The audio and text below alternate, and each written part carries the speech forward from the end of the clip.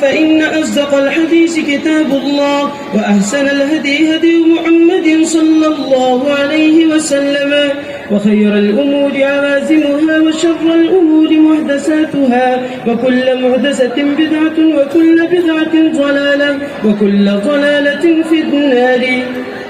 وبالسند المتصل منا إلى الشيخ الإمام الهمام الحافظ الحجة أمير المؤمنين في الحديث أبي عبد الله محمد بن إسماعيل بن إبراهيم بن المغيرة بن بردزبة الجعفي اليماني البخاري رحمه الله تعالى.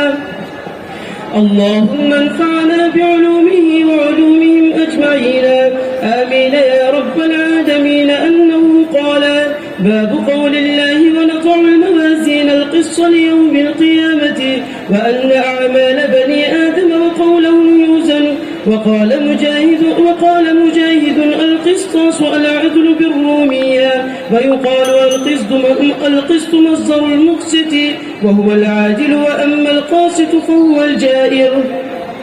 وبه قال حدثنا أحمد بن إشكاب قال حدثنا محمد بن فصيل عن عمارة بن القعقاع عن أبي زرعة عن أبي هريرة رضي الله تعالى عنه أنه قال النبي صلى الله عليه وسلم: كلمتان حبيبتان إلى الرحمن خفيفتان على اللسان ثقيلتان في الميزان، سبحان الله وبحمده سبحان الله العظيم. الحمد لله نحمده ونستعينه ونستغفره ونؤمن به ونتوكل عليه،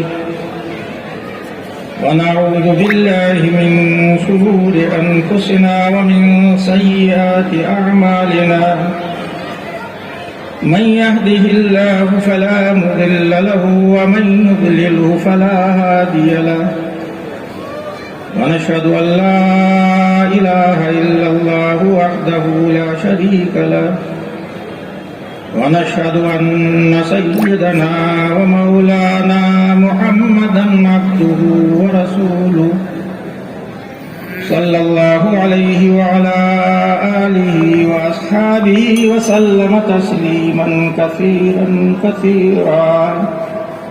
أما بعد، أعوذ بالله من الشيطان الرجيم. بسم الله الرحمن الرحيم. ونضع الموازين القسط ليوم القيامة فلا تظلم نفس شيئا وإن كان مثقال حبة من خردل أتينا بها وكفى بنا حاسبين. وقال النبي صلى الله عليه وسلم: كلمتان حبيبتان إلى الرحمن خفيفتان على اللسان ثقيلتان في الميزان، سبحان الله وبحمده سبحان الله العظيم. صدق الله العظيم وصدق رسوله النبي الكريم، ونحن على ذلك من الشاهدين والشاكرين. معزز علماء کرام، سامعین اعظام اور عزیز طلبہ،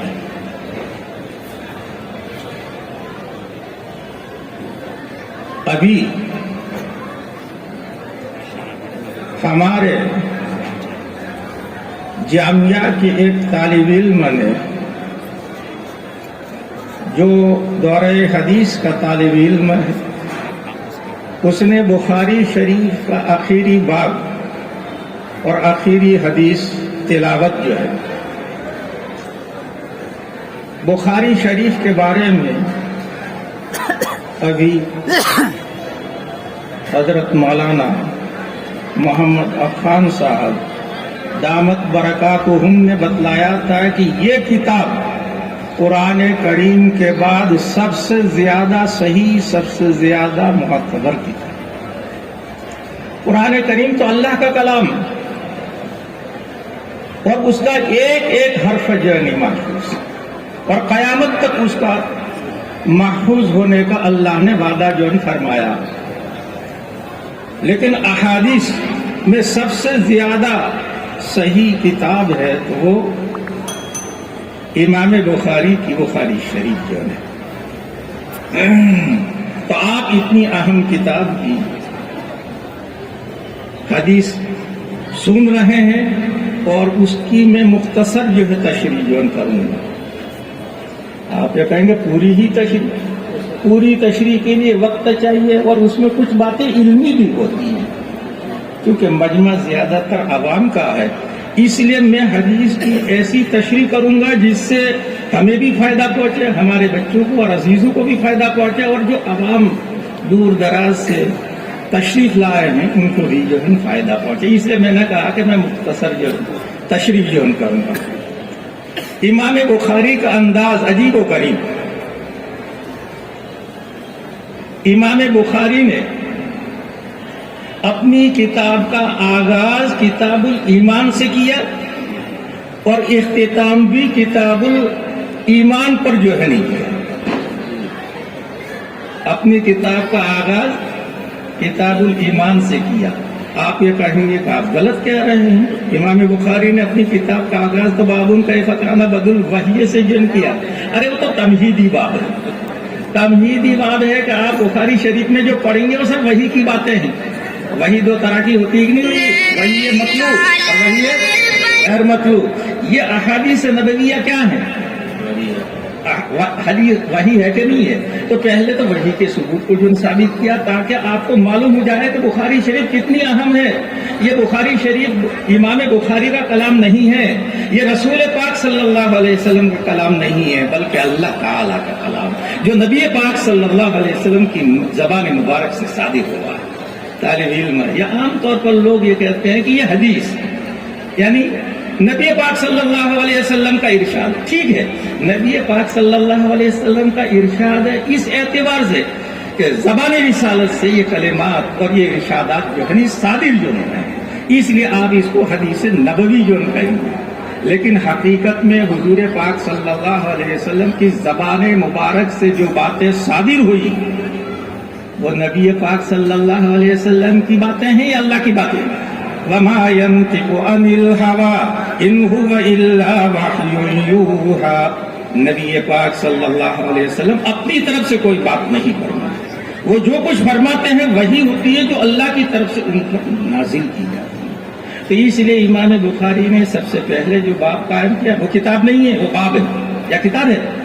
ارے باب ہے. بابن کیف کان بدء الوحی ہے, اور وحی کی فضیلت اور وحی کے ثبوت کے سلسلے میں تمہید کے طور پر یہ باب رکھا ہے. اور کتاب کہاں سے شروع ہو رہی ہے؟ کتاب الایمان سے.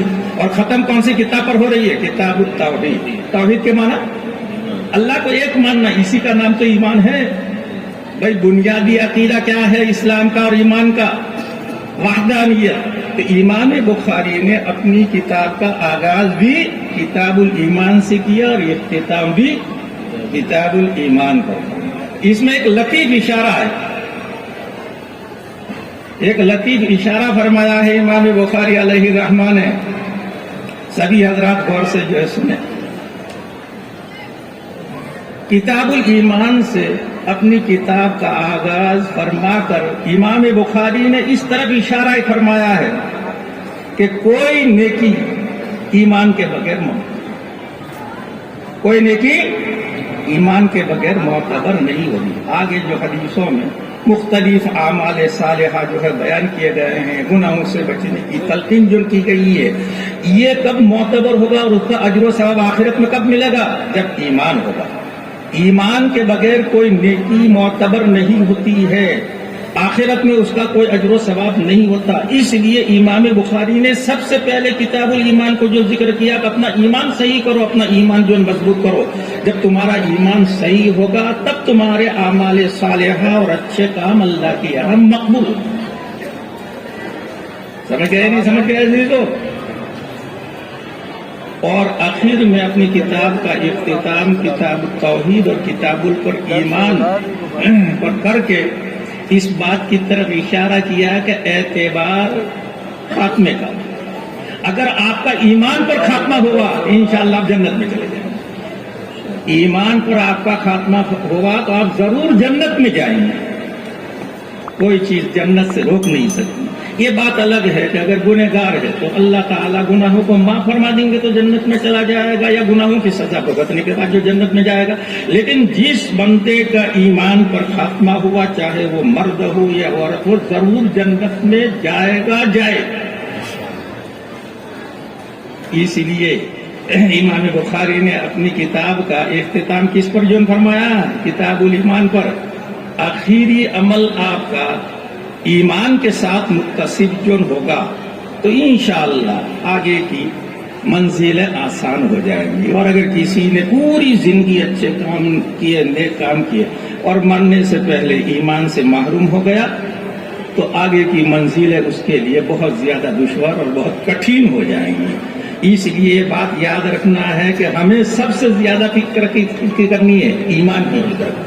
ایمان کی اعمال صالحہ کی بھی فکر کرنی ہے کہ ہماری نماز بھی صحیح ہو، روزہ بھی جو صحیح ہو، حج بھی جو صحیح ہو، سب چیزیں صحیح ہونی چاہیے.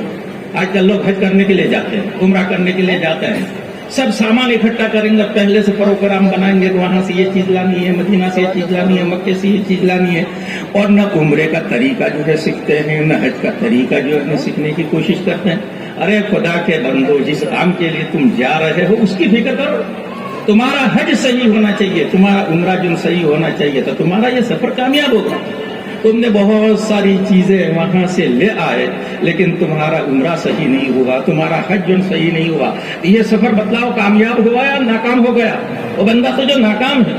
اس لیے بزرگ اور بھائیوں، ہمیں ہر عمل کو صحیح کرنے کی فکر کرنی ہے. ہمارا ہر عمل، ہماری ہر عبادت سنت کے مطابق ہونی چاہیے، سنت کے مطابق جو ہونی چاہیے، اس کی ہمیں فکر کرنی ہے. لیکن سب سے زیادہ توجہ کس چیز پر دینی ہے؟ ایمان پر. ایمان میں تھوڑی سی بھی کمی آ جائے گی تو خطرہ ہے ایمان کے سلب ہونے کا. اس لیے امام بخاری نے سب سے پہلے بھی کتاب الایمان کو ذکر کیا اور آخر میں بھی کتاب الایمان کو ذکر کر کے اشارہ کیا کہ اپنے ایمان کی حفاظت کرنا. اپنے ایمان کی جو حفاظت کرنا، تمہارا عقیدہ صحیح ہونا چاہیے، تمہارا عقیدہ اہل سنت والجماعت کے مطابق ہونا چاہیے. اگر تمہارا عقیدہ اہل سنت والجماعت کے مطابق نہیں ہوگا تو تم جنت میں نہیں جا سکتے.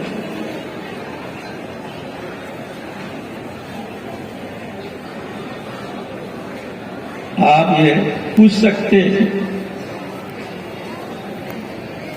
اس زمانے میں بہت سے فرقے ہیں، بہت سی جماعتیں ہیں، کوئی اپنے آپ کو اہل حدیث سے تعبیر کرتا ہے، ہم ان کو غیر مقلد کہتے ہیں، کوئی اپنے آپ کو سنی حنفی کہتا ہے. اپنے آپ کو کیا کہتا ہے؟ سنی حنفی کہتا ہے، یعنی صحیح معنی میں حدیث پر عمل کرنے والے، سنت پر عمل کرنے والے. اور امام ابو حنیفہ کے مقلد ہم ہی ہیں. اور یہ دیوبندی ہیں، وہ کہتے ہیں وہابی ہیں. ٹھیک ہے، وہابی. تو اب کوئی پوچھ سکتا ہے کہ حضرت ہمیں معلوم نہیں کہ اہل سنت والجماعت کا جو عقیدہ کیا ہے، ان کا مسلک جو کیا ہے. اس زمانے میں جو جماعتیں پائی جا رہی ہیں ان میں سب سے زیادہ صحیح اور جس جماعت کا عقیدہ اور مسلک اہل سنت والجماعت کے مطابق ہے تو کون سی جماعت ہے؟ میں ڈنکے کی چوٹ کہتا ہوں کہ اس زمانے میں ہندوستان کا حال بیان کر رہا ہوں، پوری دنیا کا حال نہیں بیان کر رہا ہوں. ہندوستان میں جتنی بھی جماعتیں پائی جاتی ہیں، جتنے بھی فرقے جو پائے جاتے ہیں، ان میں سب سے زیادہ معتبر جماعت جو اہل سنت والجماعت کے مسلک پر گامزن ہے، ان کے عقیدوں کو سینے سے لگائے ہوئے وہ علماء دیوبند ہے، وہ مسلک دارالعلوم.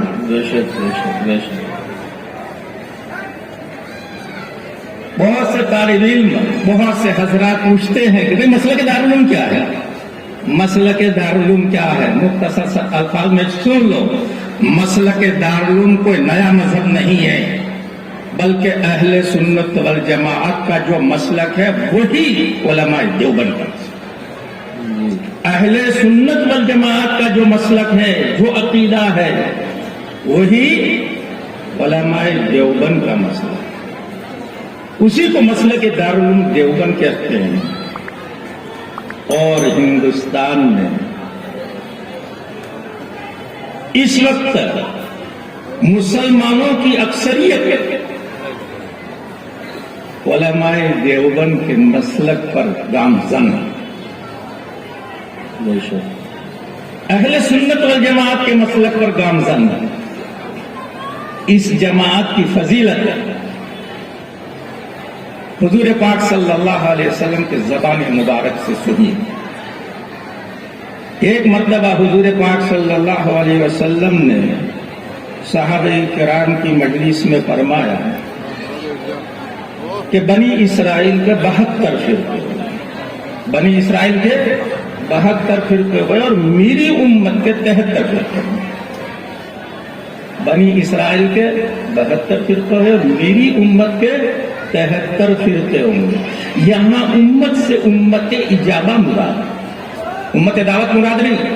حضور فرماتے کہ میری امت یعنی امت اجابہ کے، یا بالفاظ لکھر کہو کہ مسلمانوں کے 73 فرقے ہوں گے، یعنی ایک نمبر آگے نکل گئے.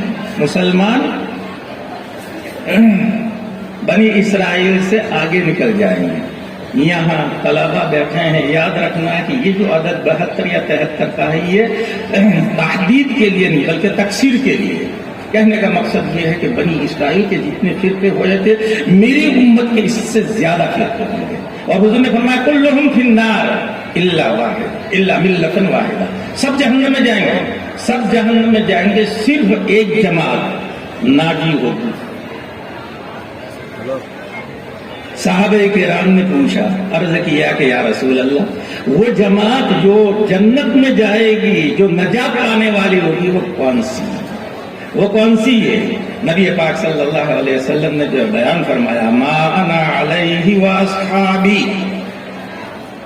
جو جماعت میرے طریقے پر اور میرے صحابہ کے طریقے پر گامزن ہوگی وہ جماعت ناجی ہوگی. جو جماعت میرے طریقے پر اور میرے صحابہ کے طریقے پر گامزن ہوگی وہ ناجی ہوگی، باقی سب ناری، باقی سب ناری جو ہوں گے. اس حدیث سے یہ اہل السنہ والجماعہ کا لفظ جو ہے لیا گیا ہے. اہل السنہ یعنی جو نبی پاک صلی اللہ علیہ وسلم کے طریقے پر چلنے والے ہیں، یعنی ان کا عقیدہ بھی وہی ہے جو حضور پاک صلی اللہ علیہ وسلم کا عقیدہ تھا، ان کا عمل بھی سنت کے مطابق ہے. اور صحابہ کرام کے طریقے پر جو چلنے والی ہے، صحابہ کرام کے طریقے پر، حضور پاک صلی اللہ علیہ وسلم کا طریقہ اور صحابہ کرام کا طریقہ الگ نہیں ہے. حضور اکرم صلی اللہ علیہ وسلم کے بعد بہت سے فرقے جو ہے دنیا میں وجود میں آئے، معتزلہ، خوارج، شیعہ، جہمیہ، سب جو ہے وجود میں آئے، لیکن صحابہ کرام کے طریقے پر جو جماعت جو گامزن تھی وہ اہل السنہ والجماعت سے موسوم جو ہوئی. حضور پاک صلی اللہ علیہ وسلم کے اس ارشاد کے مطابق کون سی جماعت جنت میں جائے گی، کون سی جماعت ناجی ہوگی؟ اہل السنہ والجماعت. اور اس کا دوسرا نام کیا ہے؟ مسلک دارالعلوم. مسلک دارالعلوم علماء دیوبند کا بھی یہی مسلک ہے. اگر کسی دیوبندی عالم کا عقیدہ یا اس کا مسلک اس سے ہٹا ہوا ہوگا، اہل سنت والجماعت کے طریقے سے ہٹا ہوگا، مسلک میں تھوڑی بہت بھی فرق ہوگی، تو اس کو عالم دیوبند نہیں کہا جائے گا، اس کو دیوبندی عالم نہیں کہا جائے گا. دیوبندی عالم ہونے کے لیے ضروری ہے کہ آپ کا مسلک، آپ کا عقیدہ، آپ کا عمل حضور اکرم صلی اللہ علیہ وسلم کے مطابق اور صحابہ کرام کے طریقے کے مطابق ہونا چاہیے. اب یہاں ایک سوال بھی پیدا ہوتا ہے. حضور پاک صلی اللہ علیہ وسلم نے فرمایا کہ 73 فرقوں میں ایک ناجی ہوگا اور باقی جو ہے سب ناری جو ہوں گے. تو کیا یہ ہمیشہ کے لیے جہنم میں جائیں گے؟ نہیں، ہمیشہ کے لیے جہنم میں نہیں جائیں گے. اگر ان کا عقیدہ حد کفر کو پہنچا ہوا نہیں ہے تو وہ ایک نہ ایک دن جہنم میں سے نکل کر کے جنت میں جائے گا. لیکن اگر اس کا عقیدہ حد کفر کو پہنچا ہوا ہے تو پھر وہ ہمیشہ ہمیں جہنم میں رہے گا، وہ ہمیشہ ہمیں جہنم میں رہے گا، اور اس کا عقیدہ خراب ہے، رونگ ہے. گمراہی میں مبتلا ہے، لیکن اس کا عقیدہ حد کفر کو نہیں پہنچا ہوا ہے. جیسا آج مسلمانوں کی جو فرقے ہیں بہت سارے اہل حدیث ہیں، اور اسی طریقے پر جن کو ہم بدعتی یا رضا خانی جو کہتے ہیں، وہ اپنے آپ کو سنی حنفی کہتے ہیں، ان پر کسی نے کفر کا فتویٰ نہیں لگایا گیا. وہ چاہے ہمیں مشرک کہیں، وہ چاہے ہمیں کافر کہیں، لیکن ہم ان کو مسلمان جو سمجھتے ہیں، ان پر ہم کفر کا فتویٰ نہیں لگاتے، شرک کا کفر نہیں لگاتے. تو ایسے فرقے ضرور جنت میں جائیں گے، لیکن جنت میں جانے کے دو راستے ہیں. ایک تو سیدھا راستہ ہے اور ایک وایا جہنم. دوسرا راستہ ہے وایا جہنم. تو یہ جائیں گے جنت میں، لیکن وایا جہنم ہو کر کے.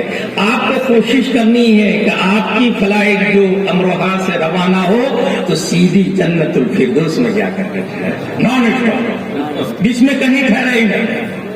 اس کے لیے امام بخاری رحمۃ اللہ علیہ نے یہ آخری بات قائم کیا ہے، اور امام بخاری نے ایک عجیب و غریب بات بیان کی.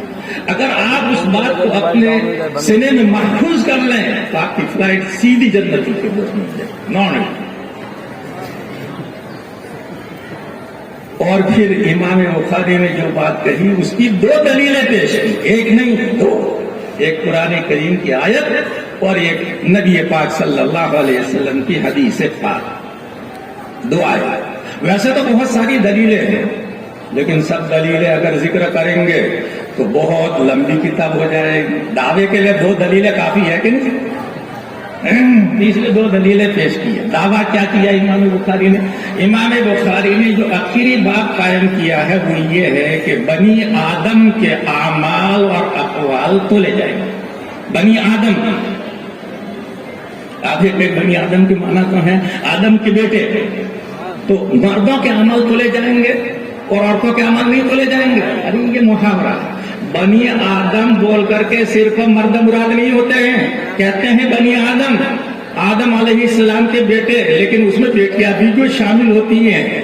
تو ہماری بہنیں یہ نہ سمجھیں کہ بھئی مردوں کا تو حساب و کتاب ہوگا، ان کے اعمال تولے جائیں گے اور ہم تو سیدھی جنت میں چلے جائیں گے. یہ نہ سمجھیں. آج کل بہت سی عورتیں عالمہ بنتی ہیں اور بعض مرتبہ یہ علم گمراہی کا سبب بن جاتا. اب ایک عالمہ نے دیکھا کہ آخری بات جو امام بخاری نے قائم کیا اس میں تو کہا کہ آدم کے بیٹے ان کے عمل تولے جائیں گے. تو بیٹوں کے یعنی مردوں کے عمل تولے جائیں گے. ہم تو بیٹیاں ہیں، ہم آدم علیہ السلام کی بیٹیاں، ہمارا حساب و کتاب نہیں ہوگا، ہم تو سیدھے جنت میں جائیں گے. اس لیے یاد رکھو بنی آدم سے مراد انسان، چاہے مرد ہو یا عورت، اعمال تولے جائیں گے. بنی آدم کے اعمال تولے جائیں گے، یعنی انسانوں کے اعمال جو تولے جائیں گے، چاہے وہ مرد ہو یا عورت. پھر ایک بات مزید بتلائی، اعمال میں سب کچھ آ گیا. اعمال مختلف اعضاء سے صادر ہونے والے کام ہوتے ہیں. ہاتھ سے بھی ہم کام کرتے ہیں، پیر سے بھی کام کرتے ہیں، چلتے کہ نہیں چلتے ہیں. مسجد میں چل کر کے جاتے ہیں تو ہر قدم پر ایک نیکی لکھی جاتی نہیں لکھی جاتی، اور ایک گناہ جو مٹتا ہے، یہ عمل ہے. اسی طریقے پر زبان کے پھیل کو بھی قول کہا ہے. زبان کے پھیل کو کیا کہا جاتا ہے؟ قول کہا جاتا ہے. اب بنی آدم کے اعمال تولے جائیں گے، اس کے بعد اقوال کے ذکر کرنے کی کوئی ضرورت نہیں. لیکن عام طور پر انسان سمجھتا ہے کہ میں جو کچھ بولتا ہوں وہ زبان سے نکل کر کے ہوا منصورہ ہو جاتا ہے، اس کا کوئی وجود نہیں. تو ہماری باتوں کو کہاں تولا جائے گا؟ اس لیے امام بخاری نے خاص طور پر قول کا ذکر کیا، یعنی تعمیم بعد تخصیص ہے کہ بنی آدم کے اعمال بھی تولے جائیں گے اور ان کی باتیں بھی تولی جائیں گی. اس لیے بزرگوں اور بھائیوں، بولنے سے پہلے 10 مرتبہ سوچو. ہم آپس میں گفتگو کرتے ہیں، خصوصاً جب آپس میں مخاصمت جو ہوتی ہے، جھگڑا ہوتا ہے، اس وقت ہر شخص زبان سے جو چاہتا ہے وہ کہہ دیتا ہے، کوئی سوچتا نہیں.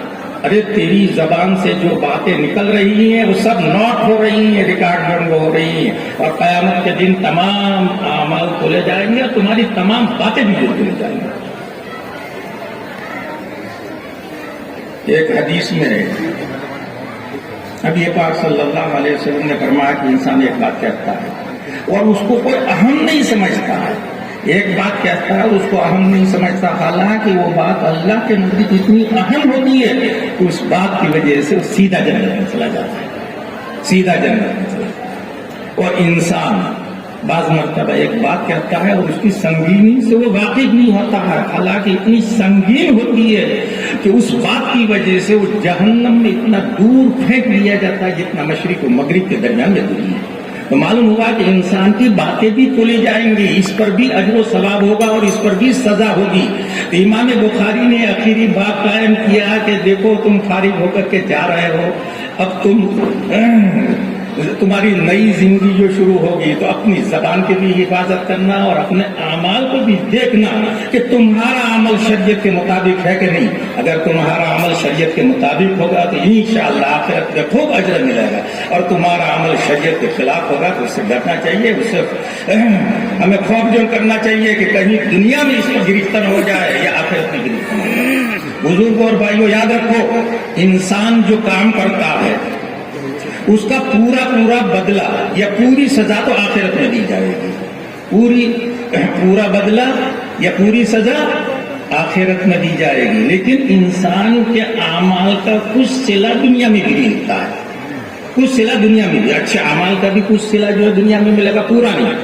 وَإِنَّمَا تُوَفَّوْنَ أُجُورَكُمْ يَوْمَ الْقِيَامَةِ وَإِنَّمَا تُوَفَّوْنَ أُجُورَكُمْ يَوْمَ الْقِيَامَةِ، تمہارا پورا اجر قیامت میں مل جائے۔ لیکن اس کا مطلب نہیں کہ دنیا میں نہیں، آپ نیک کام کریں گے تو دنیا میں بھی اس کا جو صلہ جو ملے گا، اس کا بھی جو صلہ جو ملے گا، اور ایک نہیں چند جو ہے صلہ جو ملیں گے۔ مثلا حدیث پاک میں جو آتا ہے کہ صلہ رحمی سے 3 فائدے ہوتے ہیں۔ صلہ رحمی کے 3 فائدے ہیں، ایک تو رزق میں برکت ہوتی ہے، روزی میں برکت ہوتی ہے، عمر میں برکت ہوتی ہے، اور آپس میں محبت بڑھتی ہے، آپس میں محبت جو بڑھتی ہے۔ تو معلوم ہوا کہ اعمال صالحہ کا کچھ ثواب دنیا میں بھی ملتا ہے، لیکن پورا اجر کہاں ملے گا؟ آخرت میں۔ اسی طریقے پر انسان کوئی غلط کام کرے گا، کوئی گناہ کا کام کرے گا تو اس کی سزا پوری تو آخرت میں جو ہوگی، لیکن اس کا کچھ سزا دنیا میں بھی ہے۔ قرآن کریم میں اللہ تعالیٰ فرماتے ہیں وَمَا أَصَابَكُم مِّن مُّصِيبَةٍ فَبِمَا كَسَبَتْ أَيْدِيكُمْ، تم پر جو مصیبت آتی ہے تمہارے کرتوت پر جو ہے۔ وَمَا أَصَابَكُم مِّن مُّصِيبَةٍ فَبِمَا كَسَبَتْ أَيْدِيكُمْ، معلوم ہوا کہ انسان غلط کام کرتا ہے تو اس کی کچھ نہ کچھ سزا دنیا میں بھی اس کو بھگتنی پڑتی ہے۔ تو امام بخاری نے یہ بات اس لیے جو قائم کیا کہ آپ فارغ ہو کر کے جا رہے ہیں، اب اپنی زندگی کو جو سنبھالنا ہے، اپنے اعمال کو جو ہے دیکھنا ہے کہ تمہارا عمل صحیح ہے کہ نہیں صحیح ہے، جائز ہے کہ نہیں جائز ہے، جائز کام کرنے ہیں اور غلط کاموں سے جو بچنا ہے، اور خاص طور پر زبان کی جو حفاظت کرنا ہے۔ باقاعدہ ہم کو اس لیے ذکر کیا خاص طور پر زبان کی۔ ہم آپس میں بات کرتے ہیں، گفتگو کرتے ہیں تو گالی گلوچ کے علاوہ کچھ نہیں ہے۔ میں ایک مرتبہ دوا لینے کے لیے گیا، دیوبند میں ایک ڈاکٹر ہے، اب تو بیچارہ بوڑھا ہو گیا، میاں داس، پاکستان سے آیا ہوا ہے، تقسیم کے وقت کا پرانا ڈاکٹر ہے، بہت اچھا جو ہے ڈاکٹر۔ تو میں اس کے یہاں دوا خانے میں بیٹھا ہوا تھا، اور سامنے 2 نوجوان بچے مسلمانوں کے لڑ رہے، ایک کمزور تھا ایک طاقتور تھا۔ تو جو طاقتور تھا وہ کمزور کو مارتا تھا، وہ گالیاں دیتا تھا، ماں بہن کی گالیاں دیتا تھا۔ تو وہ ہندو ڈاکٹر ہے، وہ ڈاکٹر وہ کہتا تھا کہ اس کو اور مار، اس کو اور مار، یعنی گالی یہ کسی کو پسند نہیں، لیکن مسلمان کا حال یہ ہے کہ وہ باتوں میں بھی جو ہے گالی گلوچ کرتا ہے، اور سوچتا نہیں کہ میری زبان سے جو چیز نکل رہی ہے وہ کل قیامت کے دن حساب کتاب میں پیش جو ہوگی، اس کا مجھے حساب دینا پڑے گا۔ تو اس لیے میرے بزرگوں اور بھائیوں، یہ میں عوام سے خاص طور پر یہ نصیحت کرتا ہوں کہ بولنے سے پہلے سوچو کہ زبان سے ہم جو لفظ نکال رہے ہیں یہ نکالنا ہمارے لیے جائز ہے کہ نہیں جائز۔ اس کلمے کی وجہ سے دوسرے کو تکلیف ہوگی نہیں ہوگی۔ مسلمان کی یہ تعریف کی گئی ہے، المسلم من سلم المسلمون من لسانه ويده، مسلمان وہ ہے جس کے ہاتھ سے اور جس کی زبان سے مسلمان جو محفوظ رہے۔ لیکن آج ہماری زبان سے نہ بھائی محفوظ ہے، نہ بیوی محفوظ ہے، نہ بیٹا محفوظ ہے۔ بیوی تو بیچاری سب سے زیادہ جو مظلوم، شوہر کے جی میں جو آئے جو کہہ دے، اور اگر آخر میں کچھ نہ ملے تو 3 دن کیونکہ اس کے علاوہ اس کے پاس کوئی بڑا ایٹم بم تو ہے ہی نہیں، یہ 3 طلاقوں والا ایٹم بم ہے، تو جب غصے میں آتا ہے تو 3 طلاق ہے۔ اب مفتی صاحب کے پاس آئے گئے، حضرت مفتی صاحب میں نے 3 طلاقیں دی، میں غصے میں تھا، مجھے پتا ہی نہیں تھا کہ میں نے کتنی طلاقیں دی۔ بیوی کہتی ہے یا لوگ کہتے ہیں کہ میں نے، ارے سب کچھ پتا ہے، اور کہتا ہے کہ مجھے پتا نہیں۔ یہ سب مصیبت کیوں آ رہی ہے دنیا میں؟ یہ مصیبتیں اس لیے آ رہی ہے کہ ہم بولنے میں احتیاط نہیں کرتے۔ کتنا بھی جو غصہ ہو، لیکن غصے میں ایسا لفظ زبان سے نہ نکلے کہ کل ہمیں آخرت میں مواخذہ جو ہے، آخرت میں ہمارا مواخذہ ہو اور اللہ تعالیٰ کے ہمیں اس کا حساب کتاب دینا پڑے۔ ایسی باتیں کہو جس سے تمہاری آخرت جو بنے، دنیا بھی بنے۔ تو اب امام بخاری نے جو باب قائم کیا، آخر میں سمجھ گئے نہیں سمجھ گئے؟ یہ آخری باب اس لیے جو قائم کیا ہے کہ پہلے تو اپنا عقیدہ جو مضبوط کرو۔ ایک جماعت ہے جس کو معتزلہ جو کہا جاتا ہے، وہ کہتا ہے، وہ کہتی ہے کہ اعمال نہیں تولے جائیں گے۔ ہم نے نماز پڑھی، ختم ہو گئی، زبان سے ایک بات کہی، ختم ہو گئی، اس کو کیسے تولا جائے گا؟ آراز کا تولنا ممکن نہیں، آراز کا تولنا ممکن نہیں، وہ انکار کرتی ہے۔ لیکن آج اگر معتزلہ ہوتے تو ان کو اپنی بات واپس لینی پڑتی۔ اب ڈاکٹر کے پاس جاتے ہیں، منہ میں آلہ رکھتا ہے اور کہتا ہے 102 ڈگری بخار۔ یہ کیا 102 ڈگری میں کہاں سے بخار تم نے ناپ لیا؟ گرمی کتنی چل رہی ہے؟ 22 ڈگری 25 ڈگری جو گرمی جو چل رہی ہے، یہ بھی جو ناپ دیا جاتا ہے۔ تو آپ کو آراز ناپے جا رہے ہیں، نہیں جا رہے ہیں؟ جب انسان ایسا آلہ تیار کر سکتا ہے کہ جس سے آراز ناپے جا سکتے ہیں، تو کیا اللہ تعالیٰ اتنے قادر نہیں ہے کہ ایسے ترازو جو قائم کرے، ایسا کانٹا ہو جس کی وجہ سے ہماری نمازوں کو بھی کھلا جائے، ہمارے اعمال کو بھی کھلا جائے، ہمارے اقوال کو بھی کھلا جائے۔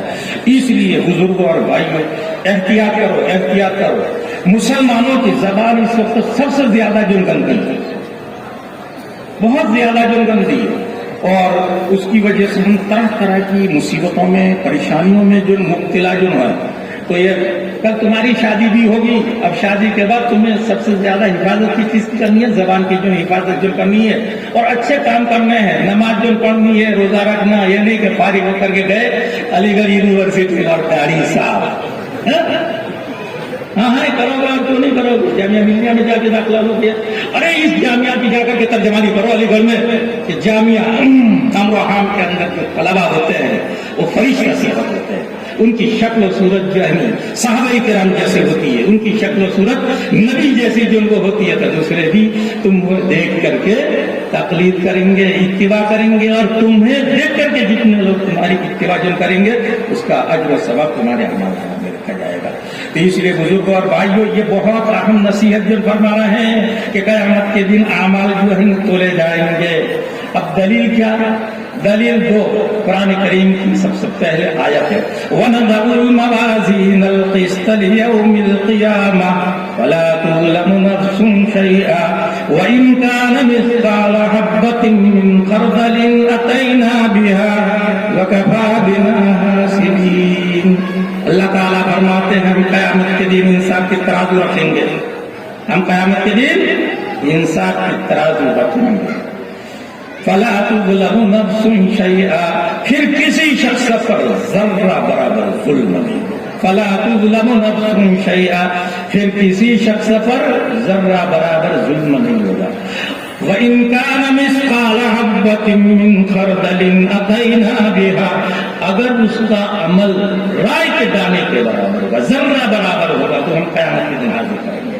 وَإِنْ كَانَ مِثْقَالَ حَبَّةٍ مِّنْ خَرْدَلٍ أَتَيْنَا بِهَا، اگر اس کا عمل اچھا یا برا، اچھا یا برا، اس کا عمل رائے کے دانے کے برابر ہوگا تو بھی ہم حاضر کریں گے۔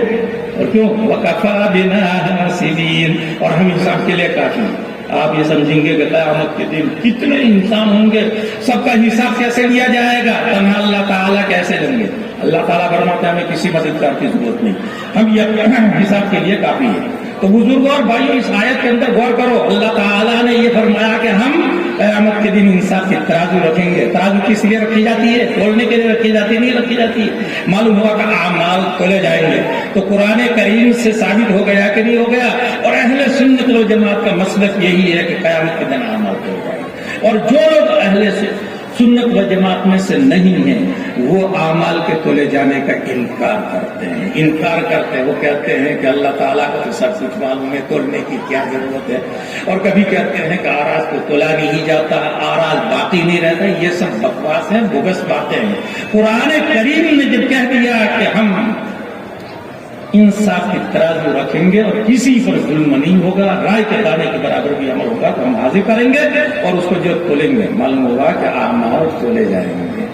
یہ تو حدیث آیت پیش کی، آیت قطعی ہوتی ہے اور یہ آیت نہایت قطعی اور صریح ہوئی، اس میں کوئی تعویل کی گنجائش نہیں. اسی لیے اہل سنت اور جماعت کا اور علماء دیوبند کا یہی مسلک ہے، انسان کے اعمال تولے جائیں گے، مردوں کے بھی اعمال تولے جائیں گے اور عورتوں کی بھی. اب نتیجہ کیا ہوگا؟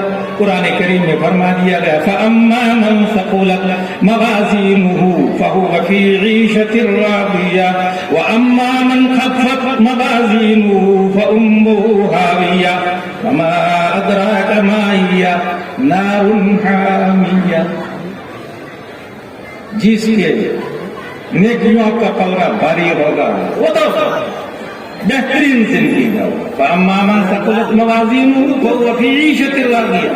جس کے نیک اعمال جو نہیں زیادہ جو نہ ہوں گے وہ تو بہت خوشی میں ہوگا، عیش میں ہوگا، آرام میں ہوگا.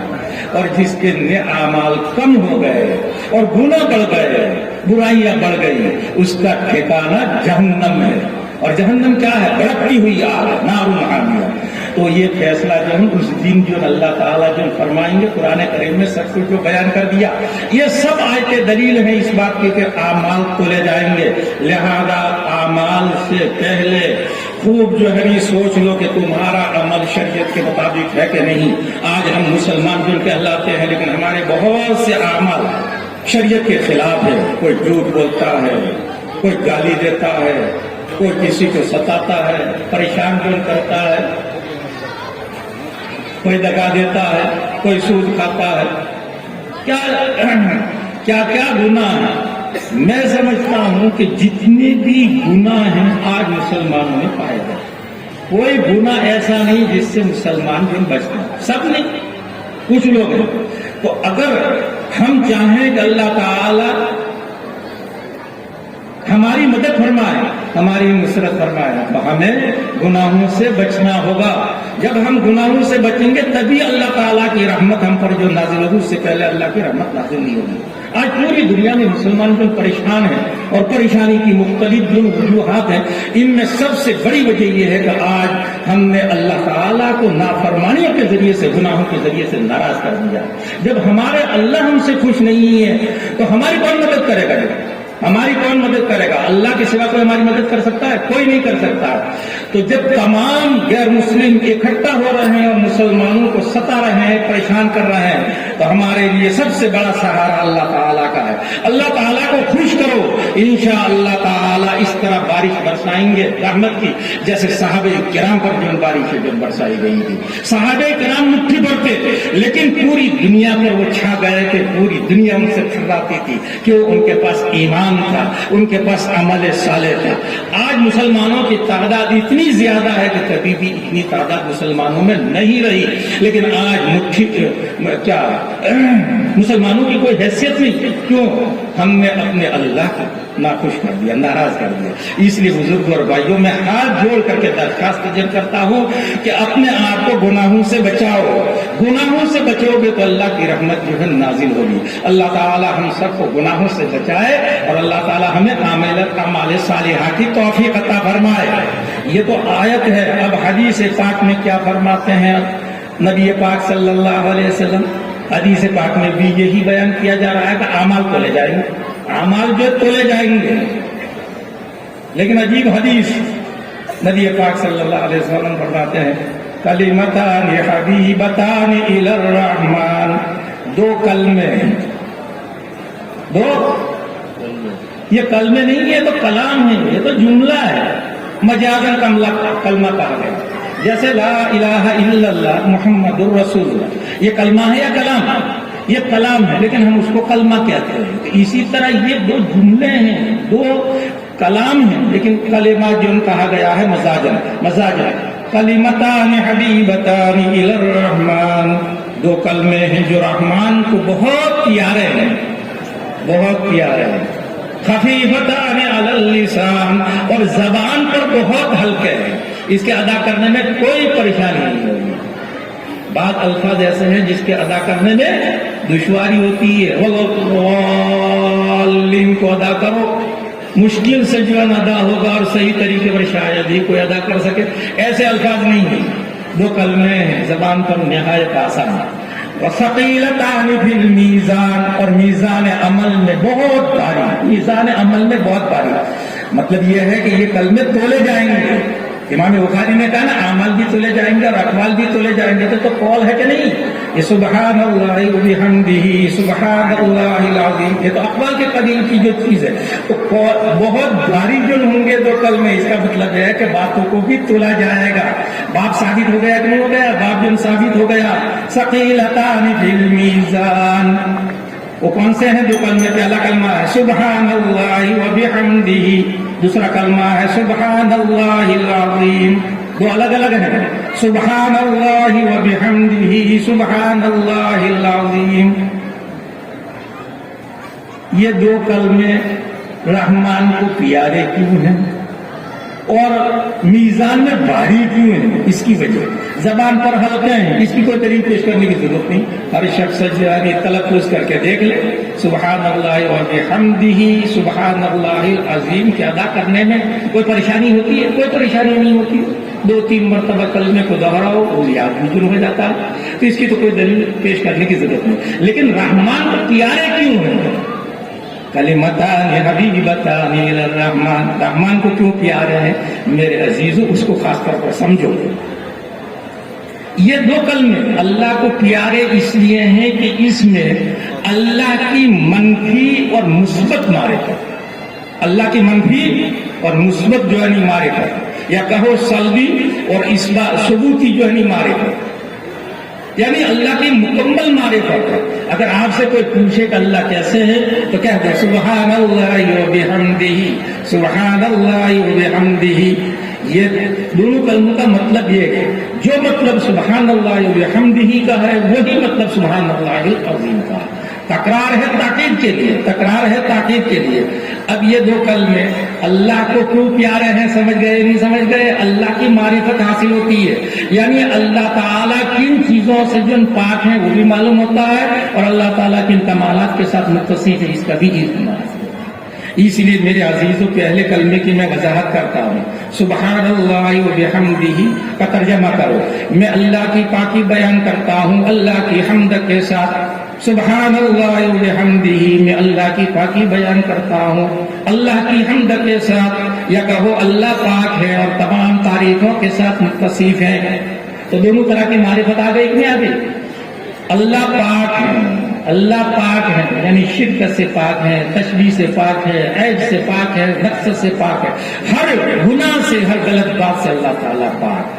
یہ ہمارا عقیدہ ہونا چاہیے اللہ تعالیٰ، یہ پہلی معرفت۔ دوسری معرفت کیا ہے؟ اللہ تعالیٰ کی تعریف کے ساتھ۔ تعریف کس کی جاتی ہے؟ جس کے اندر کوئی کمال ہو، جس کے اندر کوئی خوبی ہو اسی کی تو تعریف کی جائے گی۔ جس میں کوئی کمال نہ ہو، جس میں کوئی خوبی نہ ہو، اس کی کوئی تعریف نہیں کرتا ہے۔ تو اللہ کی تعریف کے ساتھ یعنی اللہ تعالیٰ تمام کمالات کے ساتھ متصف، تمام خوبیوں کے ساتھ متصف۔ الحمدللہ قرآن کریم کا سب سے پہلا لفظ ہے، اس کا کیا ترجمہ کرتے ہیں؟ سب تعریف ہے اللہ کے لیے ہیں، سب تعریف ہے اللہ کے لیے۔ کیوں؟ اس لیے کہ اللہ نے سب کر دیا، اللہ نے سب کر دیا۔ تو انسان میں بندے میں خوبیاں ہوں گی تو چند خوبیاں ہوں گی، اور اللہ میں تمام خوبیاں ہیں، کسی خوبی کسی کمال سے اللہ تعالیٰ عاری نہیں۔ اس لیے اللہ کی تعریف بھی اس سے حاصل، اللہ کی خوبی بھی معلوم ہوتی ہے، اور اللہ تعالیٰ ہر عیب سے پاک ہے، اس کا بھی ہمیں علم ہو گیا۔ یہی مطلب ہے سبحان اللہ العظیم۔ بزرگوں بھائیو سمجھے یہ کیا جو ہے سبحان اللہ وبحمدہ، اس کلمے کے بارے میں، سبحان اللہ وبحمدہ کے بارے میں ایک دوسری حدیث میں ہے کہ اگر کوئی شخص روزانہ سبحان اللہ وبحمدہ 100 مرتبہ کہے گا روزانہ 100 مرتبہ سبحان اللہ وبحمدہ کہے گا تو اس کے گناہ معاف ہو جائیں گے، اگرچہ سمندر کی جگ کے برابر، سمندر کے جگ کے برابر، تب بھی گناہ معاف ہو جائیں گے۔ یہ اتنا عمدہ جن کلمہ ہے، اور ظاہر ہے کہ جب اتنا عمدہ کلمہ ہوگا تو اس کا وزن بھی تو بھاری ہوگا کہ نہیں ہوگا؟ لیکن بزرگ اور بزرگ کو اب وقت جو ہے نہیں کم ہو رہا ہے، اس کلمے کو ہم پڑھتے ہیں سبحان اللہ وبحمدہ سبحان اللہ العظیم، یہ کلمے کو پڑھتے ہیں نہیں پڑھتے ہیں، لیکن صرف پڑھنے پر اس میں وزن پیدا نہیں ہونے کا، بلکہ سبحان اللہ کے بھی جو ہے 2 تقاضے ہیں، الحمدللہ کے بھی 2 تقاضے ہیں۔ آپ ان 2 تقاضوں کو پورا کرو گے انشاءاللہ آپ کا سبحان اللہ وزنی کیوں ہوگا۔ یہ 2 تقاضے سمجھ لو، یہی امام بخاری آخر میں نصیحت کرنا چاہتے ہیں عزیز طلباء کو، اور جو بخاری شریف کے درس میں شریک ہیں ان کو امام بخاری جو یہ کہنا چاہتے ہیں کہ اگر تم متقی بننا چاہتے ہو، اگر تم اچھے مسلمان بننا چاہتے ہو، اس کلمے کا ورد شروع کر دو، سبحان اللہ وبحمدہ سبحان اللہ العظیم سبحان اللہ وبحمدہ سبحان اللہ العظیم، لیکن صرف زبان سے نہیں، دل کی گہرائیوں سے کہو سبحان اللہ وبحمدہ سبحان اللہ العظیم، اور دل کی گہرائیوں سے کہنے کا مطلب سمجھ رہے ہیں نہیں سمجھ رہے؟ اس کا مطلب نہیں سمجھ رہے؟ سبحان اللہ کے بھی 2 تقاضے ہیں، الحمدللہ کے بھی 2 تقاضے، ان 2 تقاضوں کو پورا کرو تو انشاءاللہ یہ 2 کلمے سب سے زیادہ وزنی ہوں گے، اور اس کی وجہ سے تمہاری بخشش ہو جائے کہ تم سیدھے جنت میں چلے جاؤ۔ اب وہ 2 تقاضے مختصر طریقے پر میں بیان کروں۔ سبحان اللہ کا پہلا تقاضا یہ ہے، سبحان اللہ کے کیا معنی؟ اللہ پاک ہے، اللہ پاک ہے، یا میں اللہ کی پاکی بیان کرتا ہوں، یہی تو نہیں۔ تو آپ کا عقیدہ اس کے مطابق ہونا چاہیے۔ جب آپ زبان سے کہہ رہے ہیں کہ اللہ پاک ہے، اللہ پاک ہے، کس چیز سے پاک ہے؟ شرک سے پاک ہے، تشبیہ سے پاک ہے، نقص سے پاک ہے، عیب سے پاک ہے۔ جب آپ اللہ تعالیٰ کو پاک مانتے ہو تو آپ کا عقیدہ اس کے مطابق ہونا چاہیے نہیں ہونا چاہیے؟ ایک طرف آپ زبان سے کہتے ہیں سبحان اللہ، اللہ پاک ہے، اللہ پاک ہے، اور پھر کوئی مصیبت آتی ہے تو اس مزار پر جا کر کے چادر چلاتا ہے، اس مزار پر جا کر کے منت مانگتا ہے، یہ تو کیا کر رہا ہے؟ یہ سبحان اللہ کا تقاضا ہے؟ سبحان اللہ کا تقاضا نہیں۔ جب تم نے کہہ دیا کہ اللہ پاک ہے، شرک سے پاک ہے کہ نہیں؟ اللہ کے ساتھ کسی کو شریک نہیں کرنا ہے، بتلاؤ حاجت روا کون ہے؟ مشکل کشا کون؟ انسان کی مدد کرنے والا کون؟ اللہ ہے۔ تو جب آپ مصیبت میں پھنستے ہیں اس وقت کیوں مزاروں کے چکر میں پھرتے ہیں؟ یہ اولیاء ہیں، یہ اولیاء ہیں، ان کے درجے ہیں اللہ کے یہاں ان کے، لیکن یہ حاجت روا نہیں ہے، یہ مشکل کشا نہیں ہے۔ اب اگر کوئی شخص سبحان اللہ بھی کہتا ہے اور دوسری طرف شرک کرتا ہے، کسی بزرگ سے، کسی ولی سے جا کر کے منت مانگنا، یہ تو ناجائز اور حرام اور شرک ہے کہ نہیں ہے؟ آج مسلمان ایک طرف سبحان اللہ صبح سے شام تک تسبیح پڑھتا ہے، اور جب کوئی مصیبت آتی ہے تو اس مزار کی طرف چکر لگاتا ہے، یہاں جا کر کے دیکھ چڑھاتا ہے، وہاں جا کر کے دیکھ چڑھاتا ہے، اور سمجھتا ہے کہ میری مراد جو پوری ہو جائے۔ ارے خدا کے بندے، مسجد میں آپ 2 رکعت نماز پڑھ کر کے اللہ سے دعا مانگ، اللہ تعالیٰ ڈائریکٹ جو ہے تیری دعا جو سنیں گے۔ کوئی دیکھ چڑھانے کی ضرورت نہیں ہے، کوئی چادر چڑھانے کی ضرورت نہیں، کوئی منت مانگنے کی ضرورت نہیں، اللہ تعالیٰ کی مصیبت کو دور کریں گے۔ تو آج ہم سبحان اللہ تو کہتے ہیں، لیکن ہمارا عقیدہ اس کے مطابق نہیں۔ اگر ہمارا عقیدہ اس کے مطابق نہیں ہے تو سبحان اللہ سے کوئی فائدہ نہیں ہوگا۔ جیسے ایک شخص لا الہ الا اللہ پڑھتا، ایک غیر مسلم لا الہ الا اللہ پڑھتا، لیکن اس کا عقیدہ صحیح نہیں، وہ اللہ کو ایک نہیں مانتا، تو بتلاؤ یہ لا الہ الا اللہ اس کو کوئی فائدہ پہنچائے گا؟ کوئی۔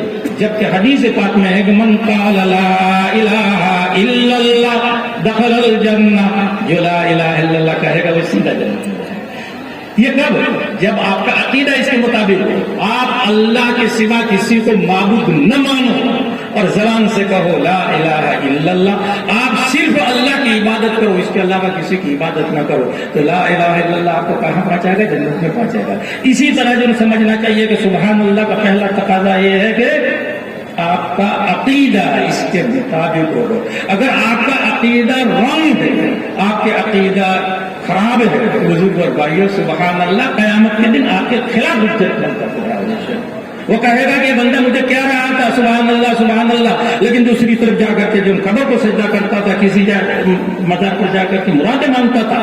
تو اس لیے سبحان اللہ کو سمجھو، اللہ پاک ہے اور اللہ کو پاک ماننا ہے، شرک پاک ماننا ہے، تشبیہ سے پاک ماننا، ہر عیب اور ہر نقص سے پاک ماننا. یہ تو پہلا تقاضا. بزرگوں سمجھے نہیں سمجھے؟ آپ کا عقیدہ. آج بہت سے مسلمان ہیں جن کا عقیدہ سبحان اللہ کے مطابق نہیں ہوتا، تو ان کو اپنے عقیدے کو ٹٹولنا چاہیے. علماء دیوبند سے پوچھنا چاہیے، اہل سنت والجماعت کے علماء سے پوچھنا چاہیے کہ ہمارا یہ عقیدہ اہل سنت والجماعت کے عقیدے کے مطابق ہے کہ نہیں. اگر آپ کا عقیدہ اہل سنت والجماعت کے مطابق ہے تو انشاءاللہ سبحان اللہ کہنے کی وجہ سے آپ جنت میں جائیں گے، ورنہ جنت میں جانے سے روک دیا جائے گا. یہ تو بزرگوں آسان ہے. عقیدہ تو دل سے ماننے کا نام ہے کہ نہیں، اس لیے انسان آسانی سے جو ایک چیز کو مان سکتا ہے. البتہ یہ اس کو صحیح علم ہونا چاہیے کہ یہ میں جو کام کر رہا ہوں یا زبان سے جو میں بات کہہ رہا ہوں وہ شرک کے دائرے میں آتی کہ نہیں آتی. اگر شرک کے دائرے میں آتی ہے تو اس سے توبہ کر. تو عقیدہ اس کے مطابق بنانا آسان ہے. دوسرا عمل بہت بھاری ہے، آپ کا عمل اس کے مطابق ہونا چاہیے. میرے عزیزوں، بزرگوں اور بھائیوں، اچھے طریقے پر سنو. سبحان اللہ کا دوسرا تقاضا کیا ہے؟ آپ کا عمل اس کے مطابق ہونا چاہیے. جب آپ کہتے ہیں اللہ پاک ہے، اللہ پاک ہے، تو پھر تو گندے کام کیوں کرتا ہے؟ زنا کیوں کرتا ہے؟ شراب کیوں پیتا ہے؟ جھوٹ کیوں بولتا ہے؟ خیانت کیوں کرتا ہے؟ بیوی کو کیوں ستاتا ہے؟ ماں باپ کو کیوں جو ہے ستاتا ہے؟ بھائی بہنوں کے ساتھ برا برتاؤ کیوں کرتا ہے؟ یہ تو پاکیزہ عمل نہیں، یہ تو گندے عمل ہے کہ نہیں. تو بزرگ اور بھائیوں، سبحان اللہ کا دوسرا تقاضا یہ ہے کہ آپ کا عمل اس کے مطابق بنے. آج مسلمان میں سب سے بڑی اس بات کی کمی ہے. سبحان اللہ تو کہتا ہے اور ہر نماز کے بعد 33 مرتبہ سبحان اللہ، 33 مرتبہ سبحان اللہ کہتا ہے، لیکن ایک مرتبہ بھی سوچتا نہیں ہے کہ سبحان اللہ کے کیا تقاضے ہیں. یہ دو تقاضے میں بتلا رہا ہوں. آپ کا عقیدہ اس کے مطابق ہونا چاہیے، آپ کا عمل اس کے مطابق ہونا چاہیے. اگر انسان دل کی گہرائیوں کے ساتھ، تہہ دل کے ساتھ اگر کہے گا سبحان اللہ، اللہ پاک ہے، میں بھی پاک بننے کی کوشش کروں گا، تو بتلاؤ کوئی چیز کو جنت سے روک سکتی ہے؟ نہیں روک سکتی. عزیزوں، یہ بہت بڑی نصیحت ہے. اب تم جا رہے ہو، تمہارے جو ہے سامنے بڑی بڑی جو ہے پریشانیاں بھی آئیں گی، بہت سے کام بھی آئیں گے، تو تمہیں سبحان اللہ کے تقاضوں کو پورا کرنا ہے. تقاضوں کو پورا نہیں کرنا ہے، بلکہ آپ نے اپنے اساتذہ کرام سے جو عقیدہ جو حاصل کیا دوسروں تک پہنچانا ہے. اگر آپ اپنے رشتے داروں میں نہیں کہتا ہوں کہ پوری دنیا میں جا کر کے آپ دین کیوں پھیلائیں، آپ اپنے رشتے داروں کے اندر دیکھیں کہ کسی کا عقیدہ جو صحیح نہیں ہے، آپ اس کو سمجھائیں. ادعو الی سبیل ربک بالحکمہ. جا کر کے فوراً کفر کا فتویٰ نہ لگا دیں، شرک کا فتویٰ نہ لگائیں، بلکہ اس کو سمجھائیں. اور اساتذہ سے آپ نے جو علوم حاصل کیے ہیں، جو عقیدے حاصل کیے ہیں، جو علماء دیوبند کے جو عقیدے ہیں، جو اہل سنت والجماعت کے عقیدے، اس کو زیادہ پھیلائیں. یہی دین کی سب سے بڑی جو خدمت ہوگی. آج مسلمان بہت سی گمراہیوں میں مبتلا ہے. آپ کی اور ہماری یہ ذمہ داری ہے کہ ہم امت کو صحیح عقیدے سے، صحیح عمل سے جو آگاہ کریں. سمجھ گئے نہیں سمجھ گئے؟ اور دوسرا کام ہے اپنی زندگی کو پاکیزہ بناؤ. اپنی زندگی کو جو پاکیزہ بناؤ، گناہوں سے بچو. اگر تم گناہوں سے بچو گے تو انشاءاللہ تمہیں دیکھ کر کے دوسرے لوگ بھی سیدھے راستے پر آئیں گے. آج ہم رومال جو ہے باندھتے ہیں، پگڑی باندھتے ہیں، نیچے نیچے کرتے پہنتے ہیں، لیکن بہت سی مرتبہ ہمارے کام خلاف شرع ہوتے ہیں. یہ عوام یہ سب دیکھ رہی ہے، یہ بھی جانتی ہے کہ کون سا کام جائز اور کون سا کام ناجائز. یہ نہیں کہ آپ ہی جانتے، البتہ عمل میں تھوڑی سی سستی جو کرتے ہونا جانتے سب مسلمان. اگر آپ کا کوئی عمل شریعت کے خلاف ہوگا، کوئی گناہ کا کام کرو گے، تو آپ کی کوئی عزت باقی نہیں رہے گی، آپ کی کوئی بات نہیں سنے گا، آپ کا کوئی اعتبار نہیں ہوگا. تو اگر آپ چاہتے ہیں کہ لوگ آپ کی بات جو سنیں، آپ کی بات کا جو اعتبار کریں، تو آپ سبحان اللہ کا دوسرا تقاضا پورا کریں. سبحان اللہ بحمدہ پڑھو گے نہیں پڑھو گے اسی طرح جن. یہ تو دو تقاضے کی چیز کے ہوئے سبحان اللہ کے. اب مختصر طریقے پر الحمدللہ کے بھی دو تقاضے، الحمدللہ کے بھی دو تقاضے.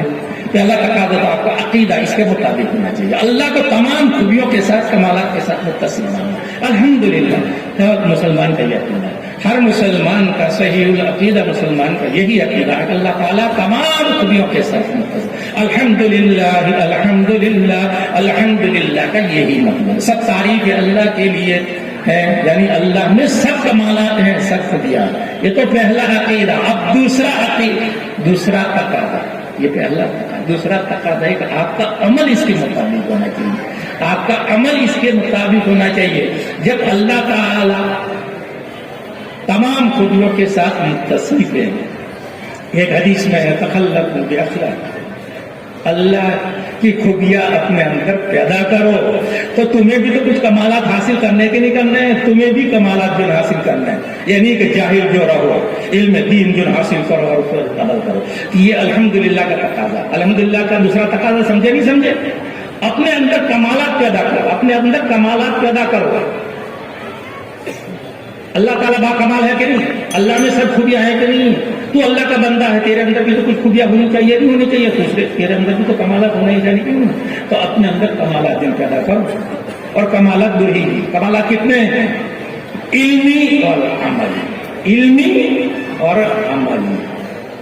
آپ ایک شخص تہجد کی نماز پڑھتے ہیں، اس کی سب لوگ تعریف کریں گے نہیں کریں گے؟ کیوں؟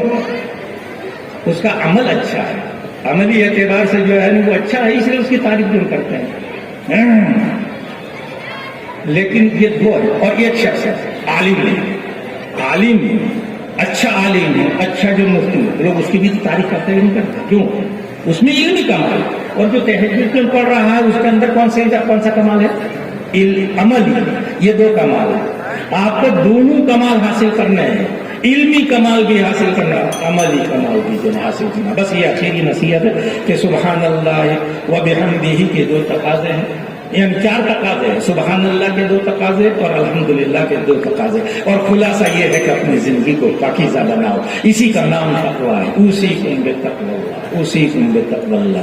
اللہ تعالی ہم سب کو اس حدیث کو سمجھنے کی اور اس پر عمل کرنے کی توفیق عطا فرمائے. وآخر دعوانا الحمدللہ رب العالمین.